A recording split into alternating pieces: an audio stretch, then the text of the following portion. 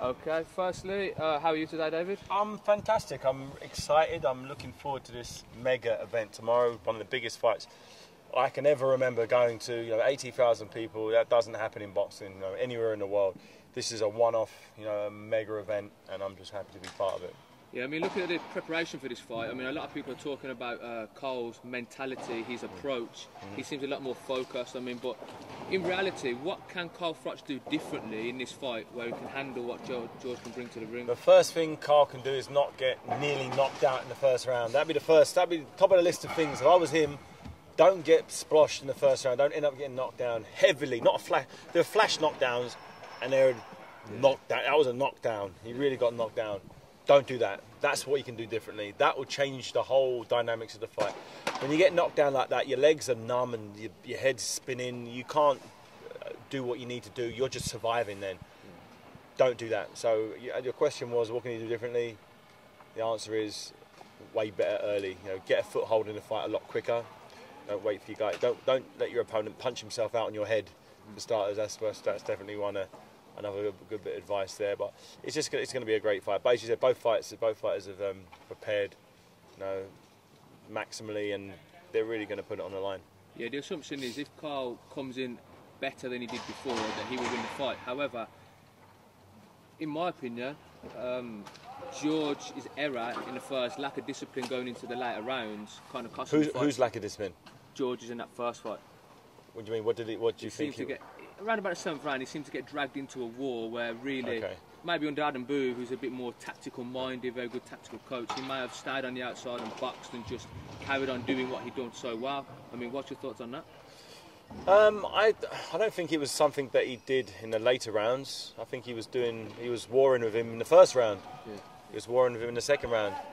I think the only difference is he was fresher in the early rounds and he was able to get the better of the exchanges. Yeah. I don't think it was a lack of discipline. No, he was setting his ways to do what he was doing. I think what changed was the 50-50 exchanges that George was winning earlier because he's younger and fresher, seems quicker to the punch, a bit sharper all round. That got jaded. That edge he had in speed and youth and whatever you want to call it changed. The flow changed. It was George getting the better of the 50-50 exchanges, and slowly but surely Carl started to. They'd have like 5 or 6 punches, and George ended up taking the worst of it, and that swapped over in the fight. So I don't think it was a lack of discipline. George wasn't just boxing and all of a sudden started to war with him. No, he just may have appeared that way, but because he was trading with Carl in the first round, in the second round, third round, big exchanges. They were both trading punches, but George was doing better because he was fresher. If George could have stayed fresh for the whole time, different story, but he didn't. Yeah. He got tired, and that's when Carl, with the bigger engine, sort of came through and started taking over the fight.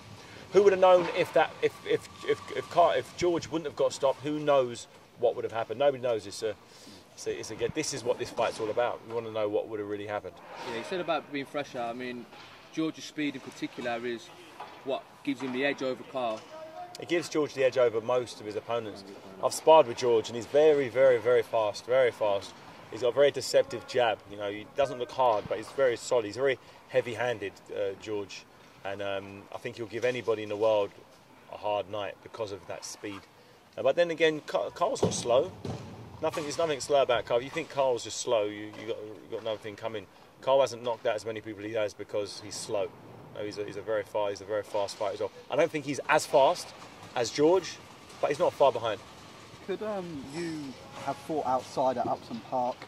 How much of a big difference is it from fighting in an outdoor arena compared to fighting indoors? Obviously, you've got the volume of people. The noise is a little different. You've got the fresh air. Normally in a stadium, you've got everyone's breathing the air and your air conditioning.